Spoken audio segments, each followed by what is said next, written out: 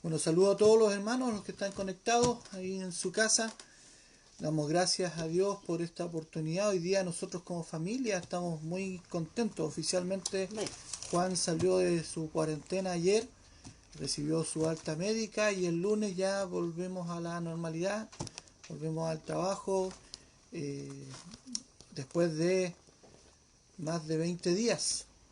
Estuvimos acá desde el 15 de mayo y recién mañana 8 vamos a volver a la normalidad, si se puede decir de alguna manera.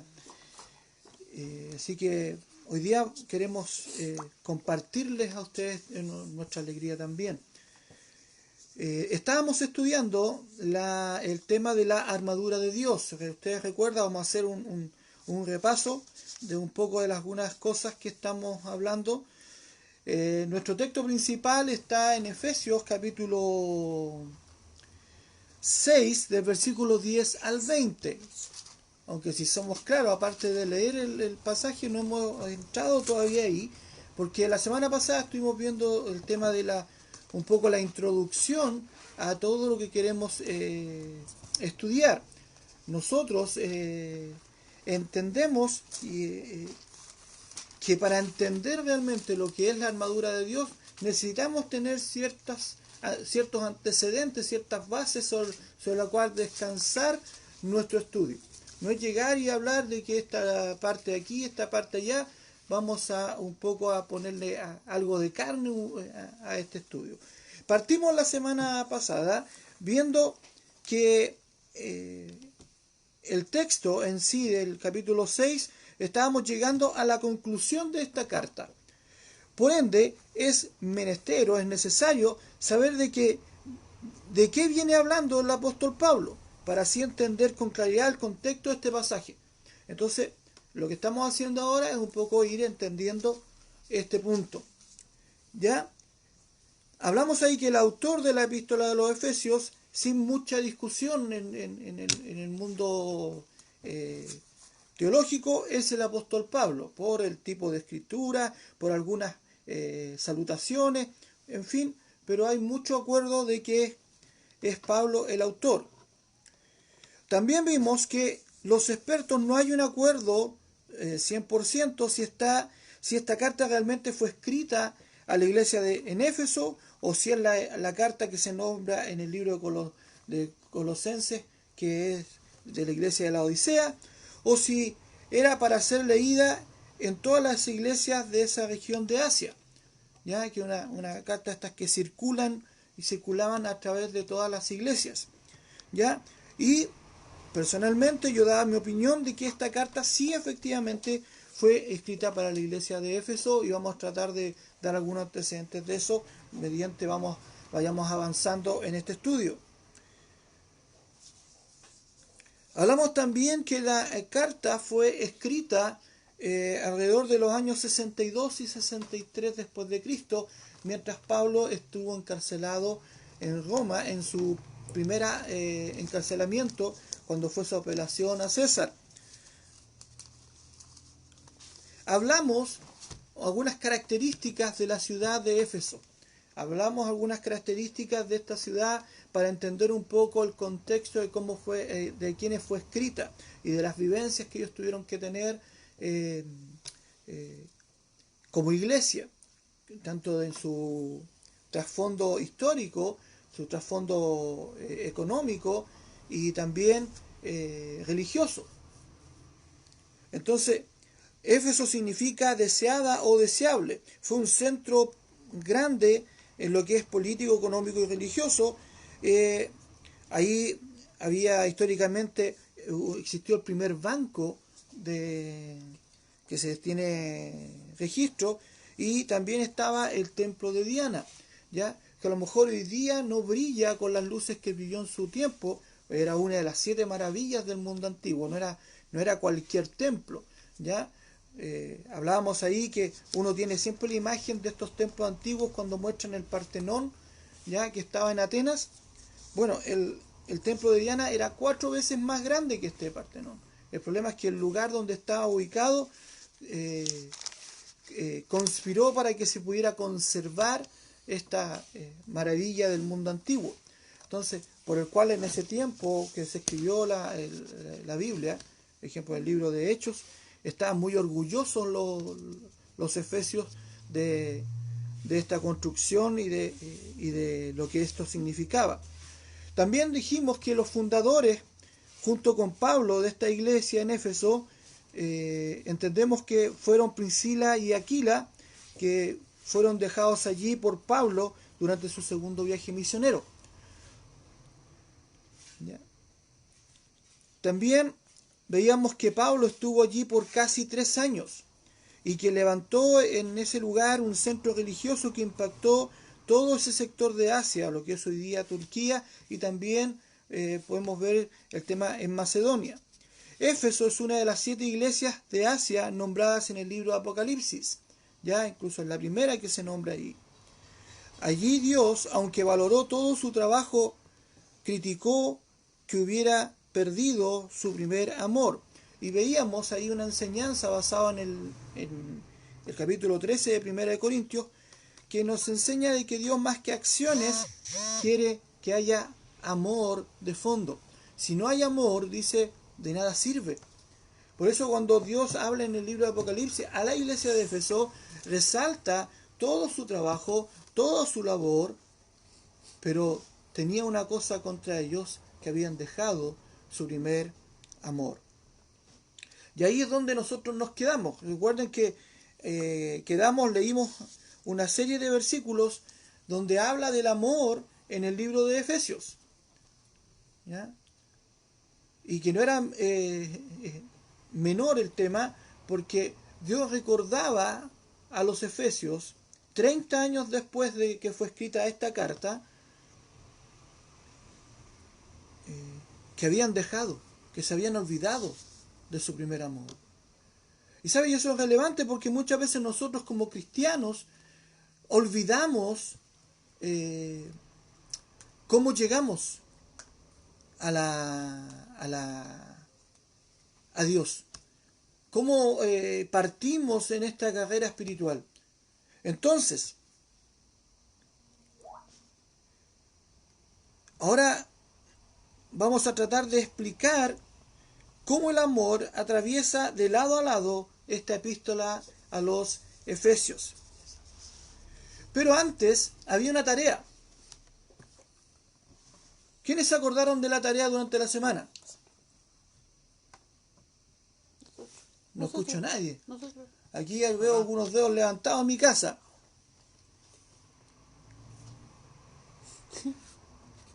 Silencio otorga, dicen por ahí.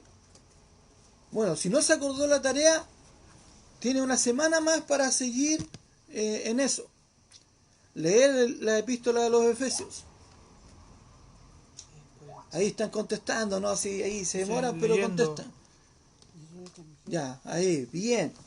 Hay que seguir leyendo porque eso nos va a dar un entendimiento mayor de lo que estamos hablando. Pero también había una tarea que era fijarse en estos pasajes que hablaban del amor en el libro de Efesios para poder sacar enseñanzas. Entonces, para entender mejor todo esto, debemos primero dividir el libro en dos. Esto es una de las cosas que tenemos que entender del libro de Efesios. La primera parte nos muestra el amor de Dios a través de las doctrinas o en forma de misterios. Y eso está desde el capítulo 1 al capítulo 3. Del capítulo 1 al capítulo 3. Y luego, del capítulo 4 al 6, la segunda parte, donde se habla del amor a Dios de forma práctica.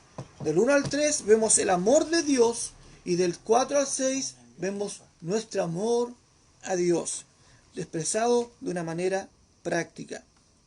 Entonces, vamos a volver sobre los pasajes que leímos al final de la clase del domingo pasado. Y vamos a explicarlos usando esta división que hay en la carta.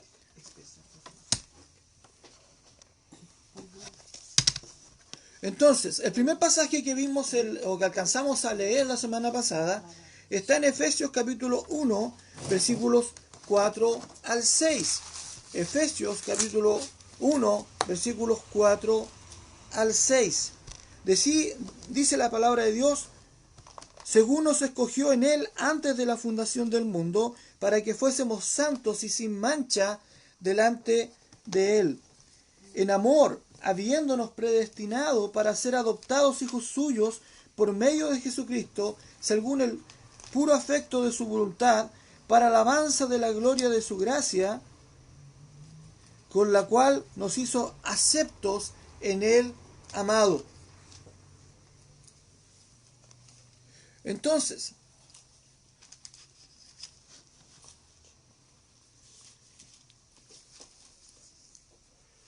una cosa que podemos decir de este libro de Efesios es que el gran tema de él es la salvación. El gran tema del libro de Efesios es la salvación. A través de él se citan diferentes componentes o subdoctrinas que tienen que ver con la salvación en Cristo.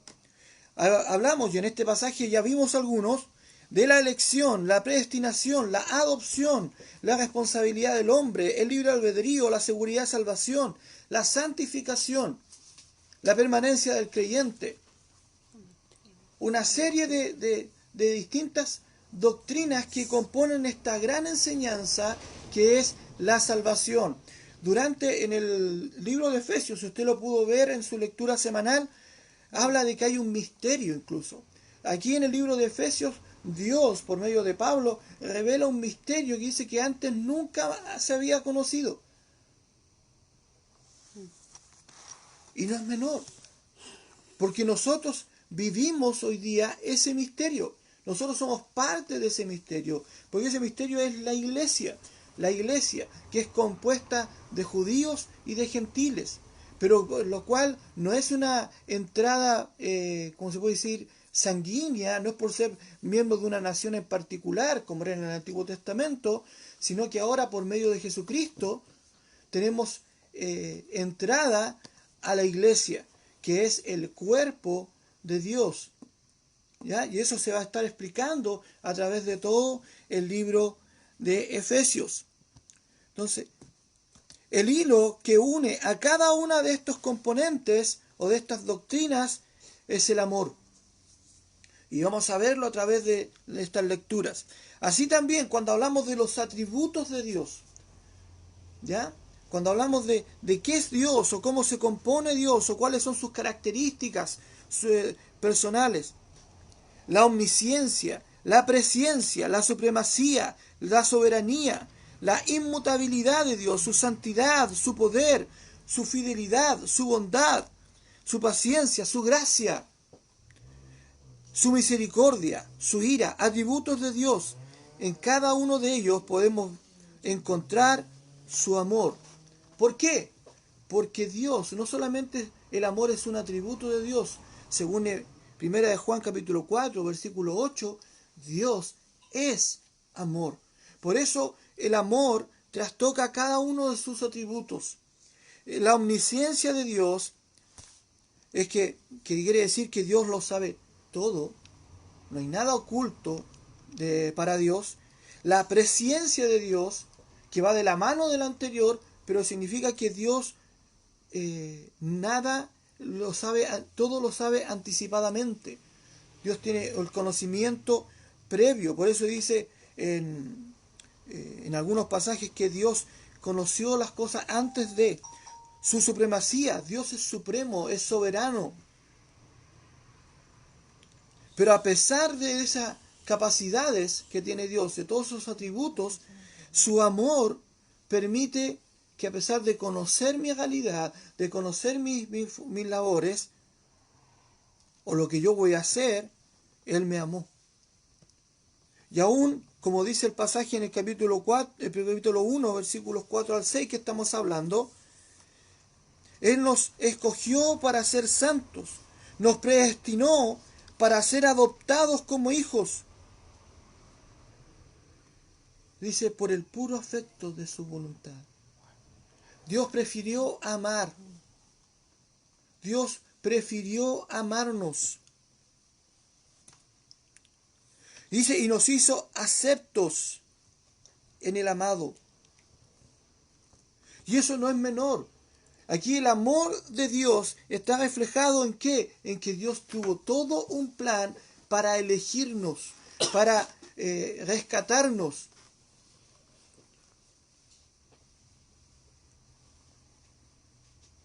Aquellos a los cuales Dios amó y que está presentado en este pasaje, van a escuchar un día, venid benditos de mi Padre.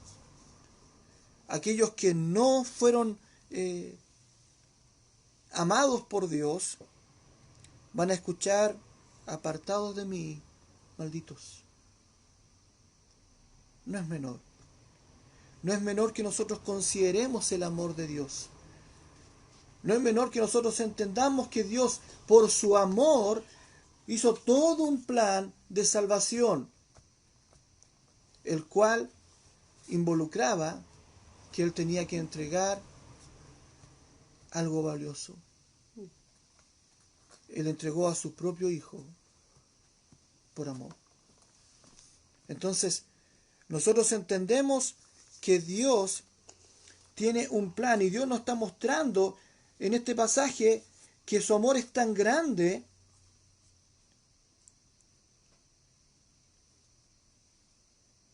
que Dios estuvo dispuesto a entregar a su propio Hijo para que nosotros pudiéramos ser adoptados como hijos suyos.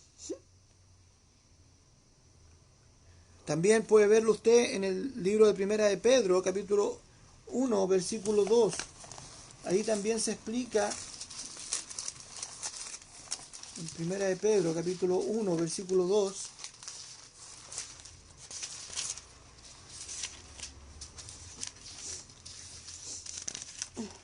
dice, elegidos según la presciencia de Dios Padre en santificación del Espíritu, para obedecer y ser rociados con la sangre de Jesucristo, gracia y paz os sean multiplicadas. Entonces ahí vemos que fuimos elegidos según el previo conocimiento de Dios. ¿Para qué? Para santificación. Fuimos elegidos para ser santos. Y eso no es menor porque lo tenemos, vamos a ver que Dios después del capítulo 4 para adelante nos pide que nosotros vivamos de una manera distinta, porque Él nos eligió para ser santos. También en Efesios capítulo 2, veíamos ahí, versículos 4 al 5, dice, pero Dios que es rico en misericordia, por su gran amor con que nos amó, aun estando nosotros muertos en pecados, nos dio vida juntamente con Cristo. Por gracia sois salvos. Y juntamente con Él nos resucitó y asimismo nos hizo sentar en los lugares celestiales con Cristo Jesús. Seguimos hablando de este amor de Dios. Recuerde, la primera parte, los primeros 3 capítulos, hablan del amor de Dios. Y aquí nos habla del gran amor de Dios,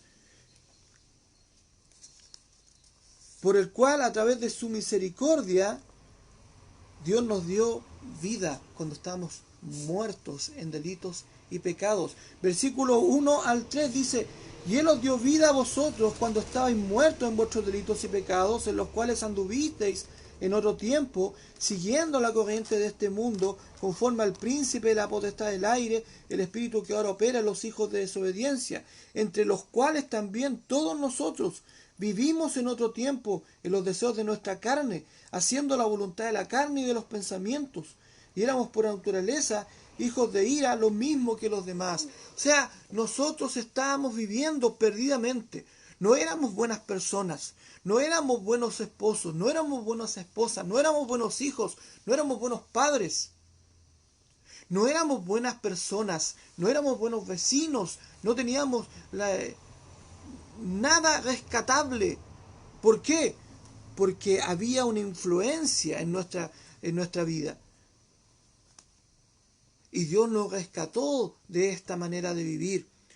¿Por qué? Porque Él nos dio vida en Cristo. Y no hay una nueva vida sin Cristo.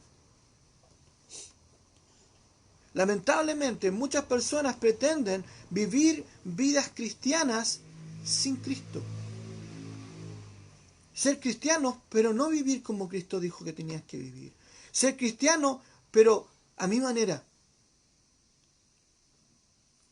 Eso no existe. Nosotros vamos a aprender que la Biblia nos enseña que hay una sola manera de vivir esta nueva vida en Cristo. Y es en Cristo. No hay otra opción. Entonces, Dios nos amó. Lo único que hace posible que tengamos la oportunidad de cambiar es el amor de Dios. El único que hace capaz de que nosotros tengamos esta chance de cambiar, de ser distintos, es el amor de Dios. No es mi deseo personal, no es mi capacidad de ser transformado, no, es el amor de Dios. Y eso lo puedes seguir viendo a través del capítulo 2 del libro de Efesios. Ahí habla de que la salvación es por gracia, de que la salvación no es por obras, pero que aún después de ser salvo, Dios tiene ciertas obras en las cuales nosotros debemos como creyentes empezar a practicarlas. No para ser salvos, sino porque somos salvos. Capítulo 3, ¿de qué nos habla? Versículos 17 al 19 decíamos que dice, para que habite Cristo por la fe en vuestros corazones, a fin de que arraigados y cimentados en amor, seáis plenamente capaces de comprender con todos los santos cuál sea la anchura, la longitud, la profundidad y la altura, y de conocer el amor de Cristo, que exceda todo conocimiento, para que seáis llenos de toda la plenitud de Dios. Aquí nos habla del amor de Cristo. ¿Y para qué? El que es salvo, el que ha sido salvado, debe crecer. Si usted aceptó a Cristo como Señor y Salvador de su vida, usted va a manifestar un crecimiento, un conocimiento del amor de Cristo. Y va a ser capaz de comprender, dice, cuál sea la anchura, la longitud, la profundidad, la altura de este amor.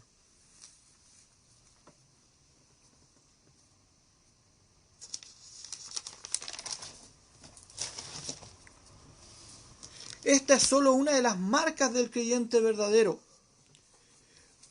¿Cuál es esa? Que vive una relación constante con Dios.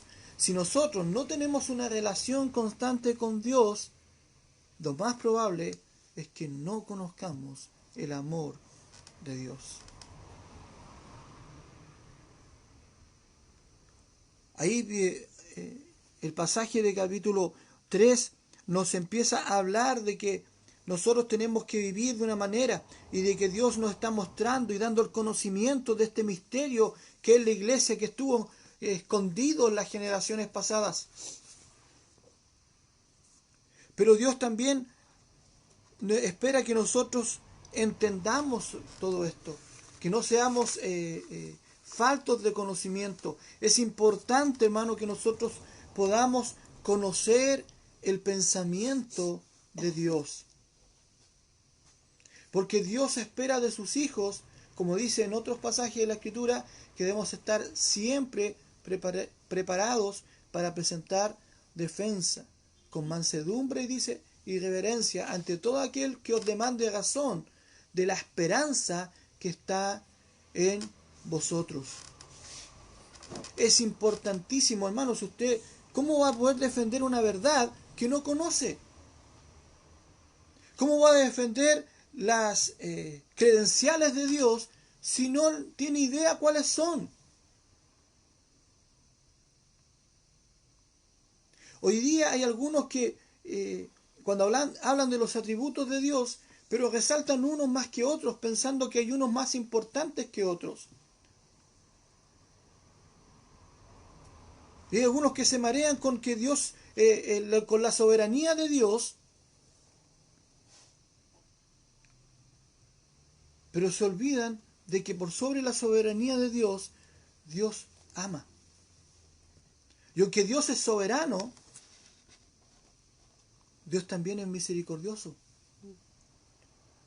Entonces, si nosotros no somos capaces de hilvanar bien todos estos conceptos, vamos a crear una imagen de Dios distorsionada. Y cuando vayamos a la Biblia, no vamos a entenderla en su 100%. Entonces, es necesario que nosotros tengamos realmente un conocimiento de lo que Dios quiere. Por eso yo les estoy pidiendo desde la semana pasada, lean el libro de Efesios. Lean el libro de Efesios. ¿Por qué? Porque quiero que usted se empape de este libro para que cuando lleguemos a hablar en el capítulo 6 de la armadura de Dios, usted diga, ahora entiendo, ahora le saco mayor provecho. La Biblia está ahí para que nosotros le saquemos la enseñanza. Dios dejó la Escritura para que nosotros pudiéramos ser alimentados. Dice la palabra de Dios que toda la Escritura es inspirada por Dios y es útil para redarguir, para corregir, para instruir en justicia, a fin de que el hombre de Dios sea perfecto, enteramente preparado para toda buena obra. Dios tiene un propósito y Dios quiere que usted le conozca. Aún Cristo cuando estaba en el aposento alto oró diciendo, Señor, que te conozcan a ti. Nosotros necesitamos conocer a Dios, conocer qué piensa Dios, cuál es su opinión, porque si no, a lo mejor nos vamos a equivocar. Y nos vamos a equivocar, ¿por qué? Porque vamos a decir, no, Dios cree tal cosa, cuando Dios cree otra cosa distinta.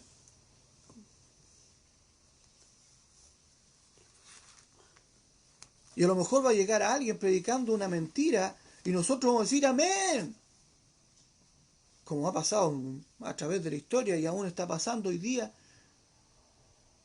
en distintos lugares donde hay hombres que abren a veces la Biblia y declaran una serie de cosas y hay gente que los está siguiendo, hay gente que los está financiando, hay gente que está haciendo el ridículo porque alguien se para delante de ellos y les dice haga esto otro, porque esto es esto, y porque si usted tiene una relación espiritual con Dios, o si usted es tocado por el Espíritu Santo, usted va a tener que saltar, usted va a tener que aullar, usted va a ser como perrito, usted se va a reír descontroladamente, y así.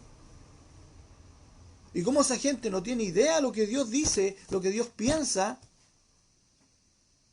hace lo que se le dice que tiene que hacer. O usted pase de este lugar, pase adelante, deje su ofrenda y llévese su pedacito de bendición. Y llévese su porción de agua del Jordán. O su pedacito de la astilla de la cruz. Y así una serie de cosas. Como históricamente hemos visto, y aún hasta en películas uno ha podido ver que serie de reliquias, como eran guardadas en las iglesias y la gente hacía procesiones para ir y ver el pedazo de esto o el trozo de esto otro. ¿Y por qué pasaba eso? Porque la gente no tenía idea de lo que Dios decía en su palabra. Por eso en muchos lugares y por mucho tiempo la Biblia fue un libro cerrado. Y la Biblia estaba en otro idioma que la gente no entendía para lo mismo, para que la gente no abriera las escrituras y entendiera lo que Dios quería decirnos. Pero hoy día nosotros no tenemos ese problema. Hoy día no tenemos esa complicación. Hoy día tenemos distintas versiones de nuestra Biblia en distintos idiomas. No tenemos excusa. Hoy día no tenemos excusa para no conocer qué es lo que Dios piensa, para no conocer el amor de Dios.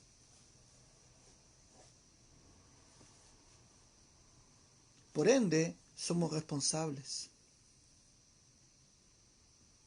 delante de Dios de qué hacemos con este conocimiento. ¿Qué hacemos ahora con esto que Dios nos ha entregado? Somos responsables de esto, hermano. Somos responsables. Si queremos que el Evangelio de Dios llegue hasta el último de la tierra, tenemos que tomarlo y llevarlo.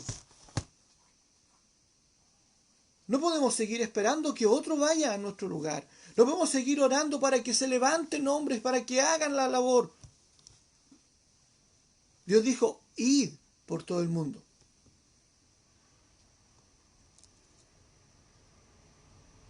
Nos dijo, envíen por todo el mundo. Dios nos reclama y nos pide que cada uno de sus hijos haga su parte.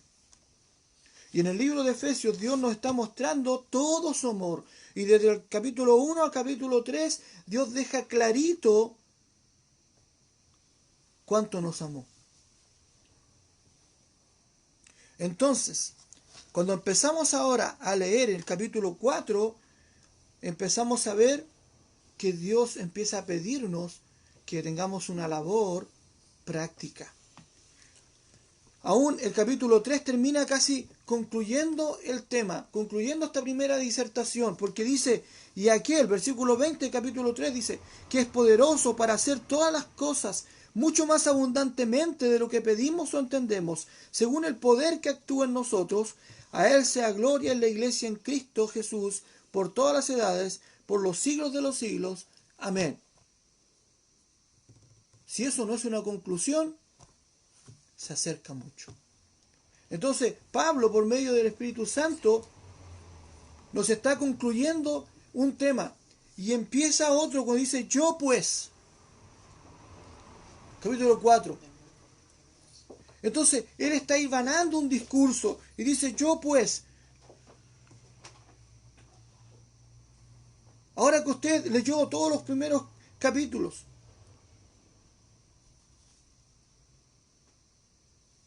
yo pues, preso en el Señor, os ruego que andéis como es digno de la vocación con que fuisteis llamados, con toda humildad y mansedumbre, soportándoos con paciencia los unos a los otros en amor.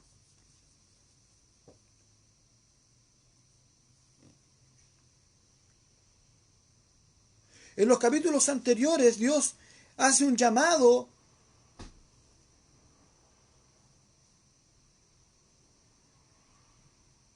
y ahora nos hace una invitación. Nos hace una invitación que es andar como es digno. Debemos andar como es digno. Dios nos ha puesto en una posición que no merecemos y que tuvo un alto precio. Dice una alabanza, yo sé que fue pagado un alto precio para que seamos salvos tú y yo. Entonces, debemos andar como es digno de todo lo que Dios hizo, de todo el amor que Dios nos dio, de todo el precio que se tuvo que pagar para que nosotros alcanzáramos ese amor. Debemos andar como es dignos de esa vocación con que fuimos llamados. De ahí que se nos encarece que vivamos de acorde a esta nueva posición.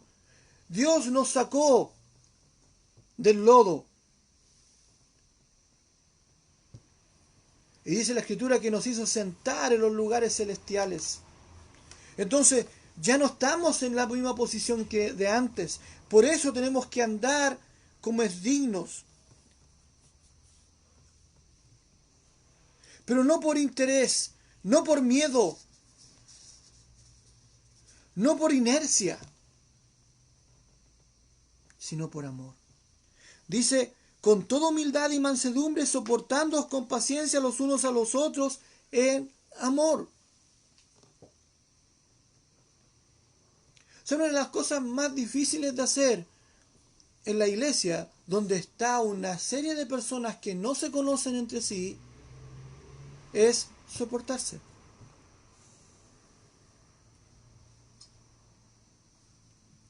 Porque ahí no es que todos nos caigamos bien, no es que todos tengamos una personalidad parecida, no es que todos tengamos los mismos intereses, todo lo contrario. Hay distintas personas, hay distintos intereses, hay distintos rangos de edades, hay distintas condiciones sociales, económicas, culturales, de estudios.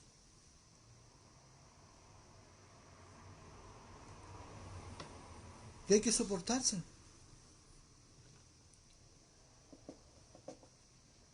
Dice otro pasaje, permanezca el amor fraternal.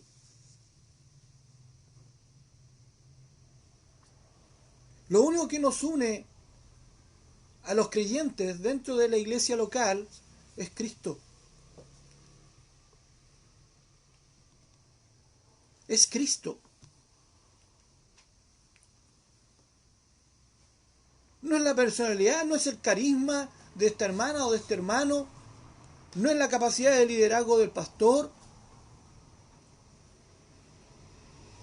es la sangre de Cristo la que nos une. La sangre de Cristo la que hace la diferencia.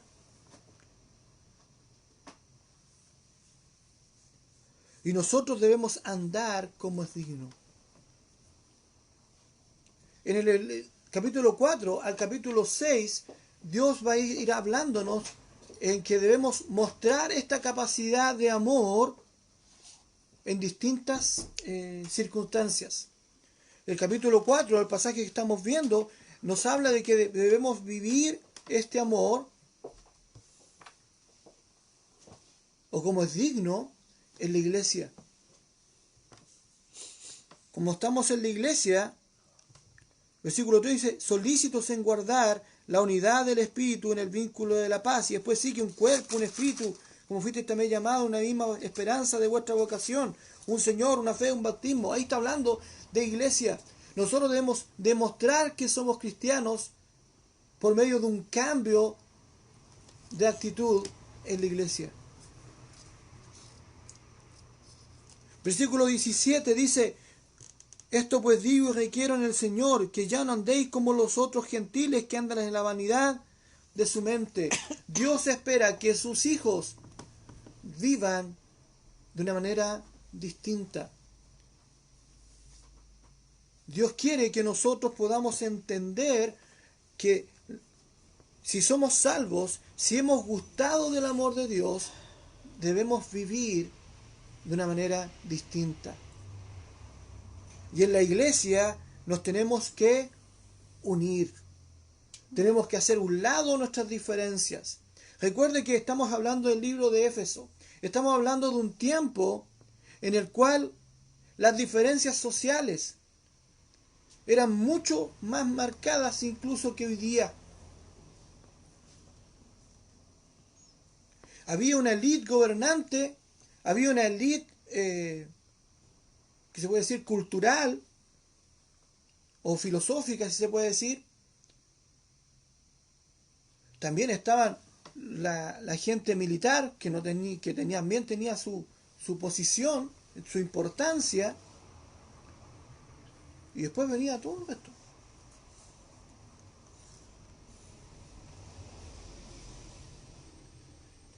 Entonces, la iglesia se empezó a juntar gente de distintos estratos sociales, de distintas posiciones.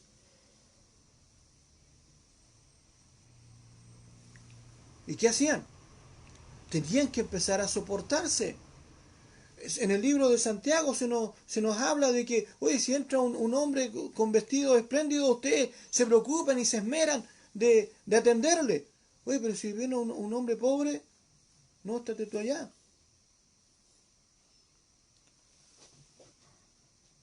¿Habían esos problemas en la iglesia? Sí. ¿Por qué? Porque llegaba gente de distintas condiciones.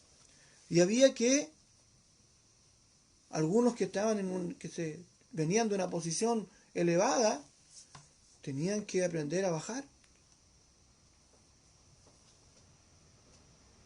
y a mirar a todos, no solamente como iguales, sino como dice la Biblia, como superiores. Hoy se nos habla mucho de protocolos de acción. Si usted ha escuchado un poco de noticias por todo lo que estamos viviendo, hay una serie de protocolos, hay una serie de cosas que tenemos que hacer. Pues bien, Dios espera que sus hijos cumplan con los protocolos que Él ha dejado en su palabra. Esto se hace, esto no se hace. Esto se dice, esto no se dice.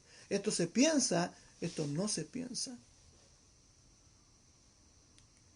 Dios tiene una manera de tratar con sus hijos.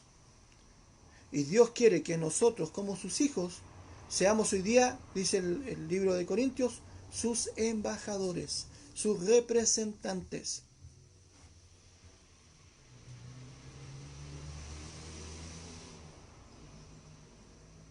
¿Qué se espera de un representante?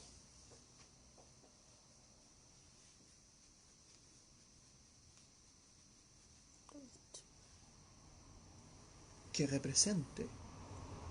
represente a aquel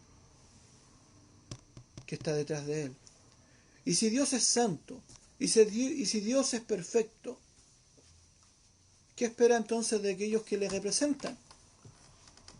Que vivan vidas santas. Por eso en 2 Timoteo 3, 16 y 17 dice que toda la escritura tiene ciertas características para que el hombre sea perfecto. No podemos hoy día, como personas, decirle a Dios, oye, yo no puedo ser perfecto, yo no puedo cambiar.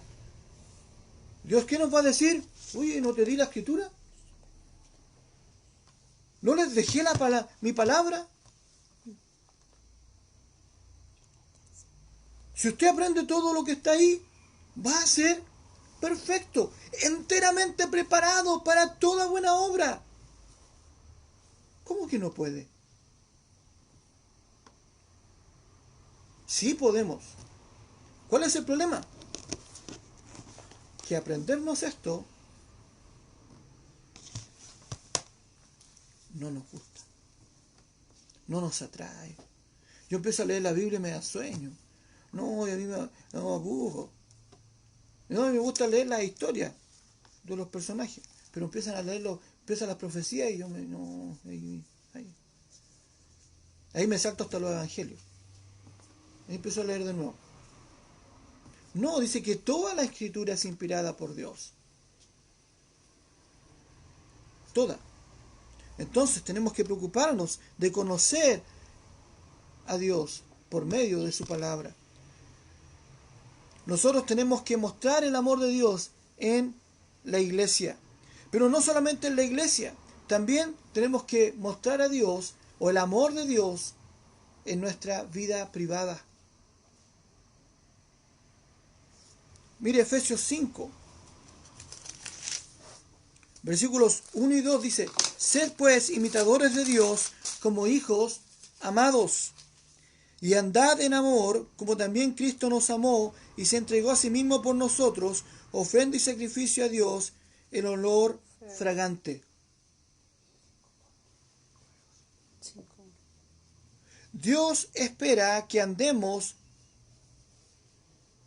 en consecuencia, que seamos consecuentes.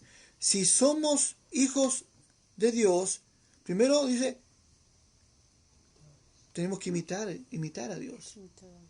¿Sabe? Esto no es menor. Pablo un día dijo, sed imitadores de mí, así como yo de Cristo. ¿Podríamos nosotros decir eso? Si queremos entregarle una enseñanza. Ejemplo, los que somos padres. Haberle dicho a nuestros hijos, hijo, imíteme. Siga mi ejemplo. Porque yo imito a Dios.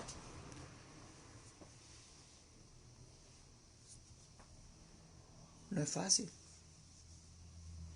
No es sencillo. Pero Dios espera que sus hijos le imiten. Y deben andar en amor. Debemos imitarle de una manera sacrificial. Entregar nuestras prioridades. Versículo 3 en adelante dice, pero fornicación y toda inmundicia o avaricia, ni aun se nombre entre vosotros como conviene a santos. Dios espera que nuestra vida sea marcada por el amor a Dios. Si Dios me amó, yo debo amar a Dios. ¿Y cómo muestro ese amor? Porque empiezo a cambiar. Ni palabras deshonestas, ni necedades, ni tronerías. Antes bien, acciones de gracias.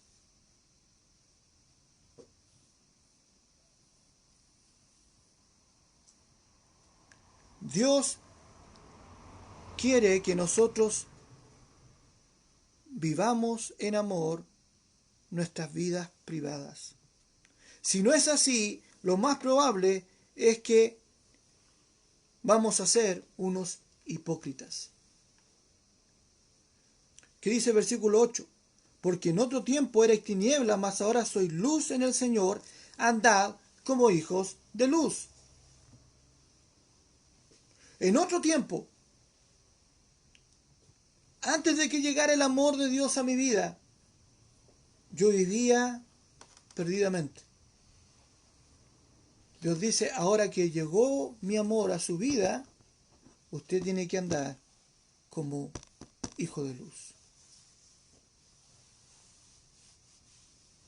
Y todo el capítulo 5, o gran parte de lo que es el capítulo 5, nos va a hablar, aún viene ya hablando desde el capítulo 4, de este cambio.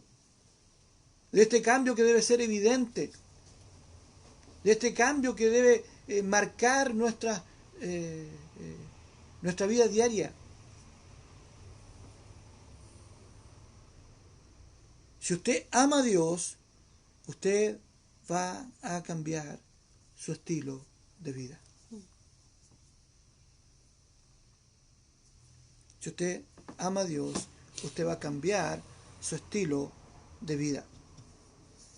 Efesios 5, del 25 al 29, también ahí nos habla de que yo debo amar a Dios en mis relaciones personales, en el matrimonio, en la familia, en el trabajo. Si usted sigue leyendo hasta los primeros versículos del capítulo 6. Yo tengo que reflejar que amo a Dios a través de mis relaciones personales. La clave es como Cristo. Versículo 25 dice, maridos, amad a vuestras mujeres, así como Cristo amó a la iglesia y se entregó a sí mismo por ella, para santificarla, habiéndola purificado en el lavamiento del agua por la palabra, a fin de presentársela a sí mismo una iglesia gloriosa, que no tuviese mancha, ni arruga, ni cosa semejante, sino que fuese santa y sin mancha. Así también los maridos deben amar a sus mujeres como sus mismos cuerpos. El que ama a su mujer, a sí mismo se ama, porque nadie aborreció jamás a su propia carne, sino que la sustenta y la cuida, como también Cristo a la iglesia.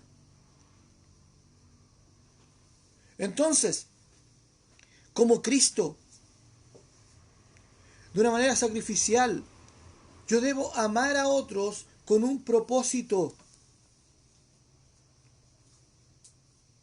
no para sacar algo, sino para entregar algo. Cristo amó a su iglesia, dice, para santificarla.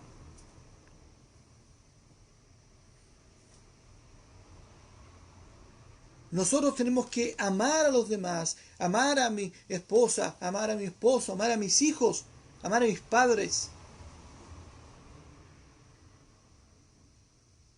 con un propósito.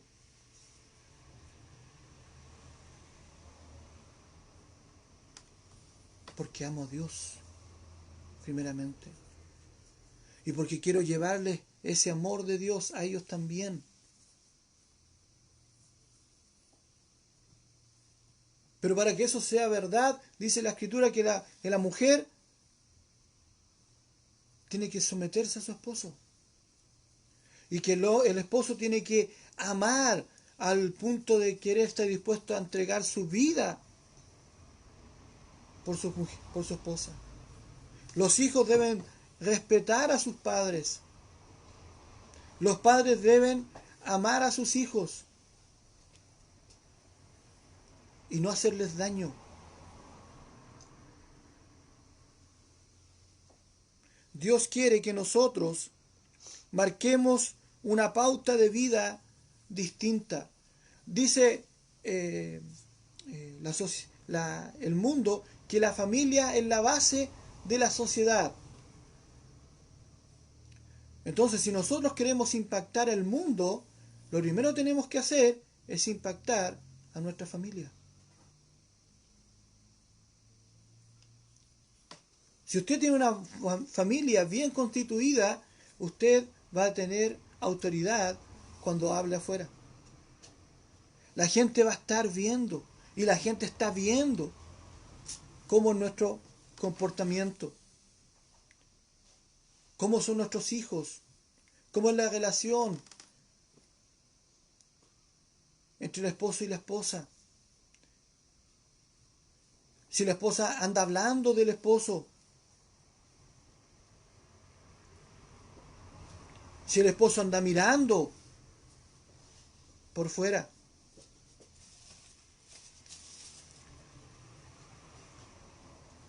Ese es el estándar. Cualquier cosa menor, por buena que parezca, va a quedar corto. Hay que mostrar el amor de Dios en nuestras relaciones como Cristo. Cristo es el estándar.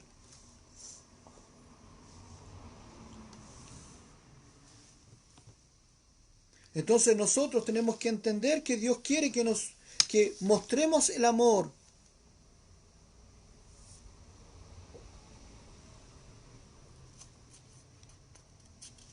Capítulo 6, versículos 23 y 24. Paz sea a los hermanos y amor con fe de Dios y del Señor Jesucristo. La gracia sea con todos los que aman a nuestro Señor Jesucristo con amor inalterable. Amén. Aquí Pablo nos resume Efesios en 2 versículos. Si usted quería un resumen, aquí está. Versículo 23 resume el capítulo 1, 2 y 3. Y el versículo 24, los capítulos 4, 5 y 6. Versículo 23. Paz sea a los hermanos y amor con fe de Dios Padre y del Señor Jesucristo. ¿De qué amor está hablando ahí? Del amor de Dios.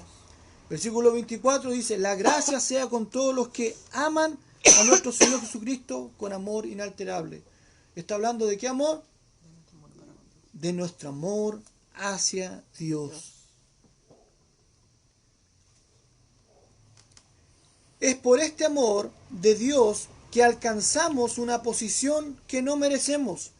Y es el amor hacia Dios que nos hará moldear nuestras vidas al estándar de Él. Ahora, la pregunta es, ¿para qué es importante todo esto si queremos hablar de la armadura de Dios? Oye, hermano, se gastó 1 hora hablando del amor de Dios y el amor hacia Dios. Pero si el tema es la armadura de Dios, todavía ni vemos el tema. Y empezamos a hablar de eso. ¿Qué tiene que ver esto? Bueno, es algo muy sencillo. Solo el que quiera moldear su vida por amor a Dios va a necesitar ponerse la armadura. Si usted no ama a Dios, no necesita armadura. No la necesita. Pero como vamos a ver más adelante, si usted no ama a Dios, no tiene armadura.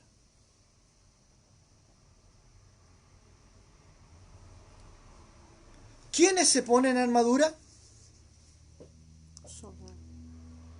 Los soldados. Si hablamos en el contexto histórico en que está escrito el libro de Efesios, ¿ya? Hoy día los del ejército usan trajes tácticos y cosas así, ¿me entiendes? Pues en armadura, en el tiempo de Pablo usaban los soldados, los que iban a la guerra. Si no hay lucha, ¿para qué la armadura? Si usted no está en una lucha espiritual, no necesita la armadura de Dios. Si usted no está en una lucha espiritual, ¿ama a Dios entonces? Si hablamos de que el capítulo 4 al capítulo 6 de Efesios se nos muestra que debemos cambiar.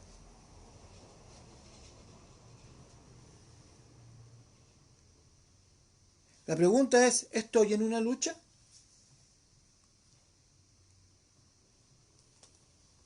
Por eso estamos hablando del amor.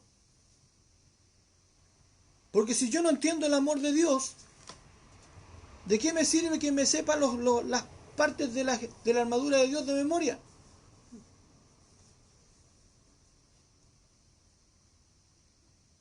No tiene ningún sentido. Lo primero que debemos entender es el amor de Dios. Lo segundo que debemos saber es cómo amar a Dios.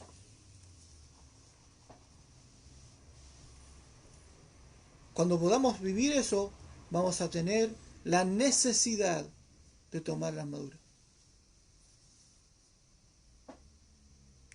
Ahora, ¿quién es nuestro enemigo? ¿Contra quién tenemos que luchar? Usted podría preguntar, oye hermano, ya, entremos a la lucha. ¿Y contra quién? ¿Contra quién vamos a luchar?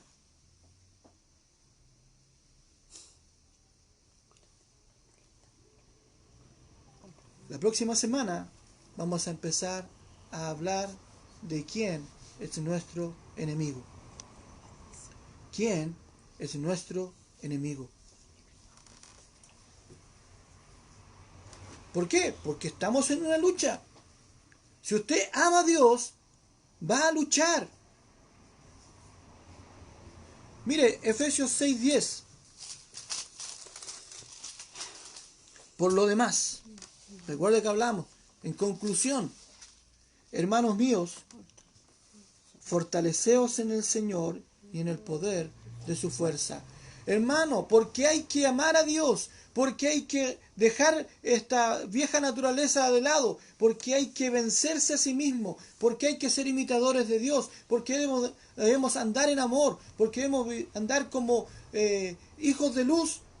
Tenemos que fortalecernos en el Señor y en el poder de su fuerza. Porque le doy un spoiler. Usted no es capaz de vencer en esta lucha. No es que usted sea super capo, no es el Superman de la vida espiritual. No se las sabe todas. Si usted solamente descansa en usted, en su capacidad, usted va a caer. No tiene opciones. Pues debido a esto necesitamos fortalecernos en el Señor y en su poder. Tarea para la próxima semana: seguir leyendo el libro de Efesios. Seguir leyéndolo cada día, como usted quiera. Hablamos de dos modalidades: o un capítulo diario desde el lunes al sábado y termina de leer el libro de Efesios una vez durante la semana. Lo otro que puede hacer es leer todo el libro de Efesios cada día, y va a llegar el día sábado a leerlo por sexta vez. También lo puede escuchar. Ya hay muchas aplicaciones en las cuales uno puede escuchar la Biblia. Ya aproveche las herramientas con las cuales Dios nos ha dotado. Entonces puede escucharlo cada día, y va a llegar el próximo domingo. Si usted hizo la tarea esta semana, la próxima semana va a haber leído el libro de Efesios por lo menos 2 veces o 12 veces. Y va a estar recitando los pasajes de memoria después, porque los va a tener aquí en la cabeza. Y segundo spoiler con la tarea: lea la historia de David y Goliat. Lea la historia de David y Goliat. Está en 1 Samuel capítulo 17. 1 Samuel capítulo 17. Ahí usted va a poder encontrar algo que le va a servir para la clase de la domingo que viene. Y vamos a conocer ahí quién es nuestro enemigo. Y me callo porque si no voy a seguir hablando. Y ya llevo 1 hora.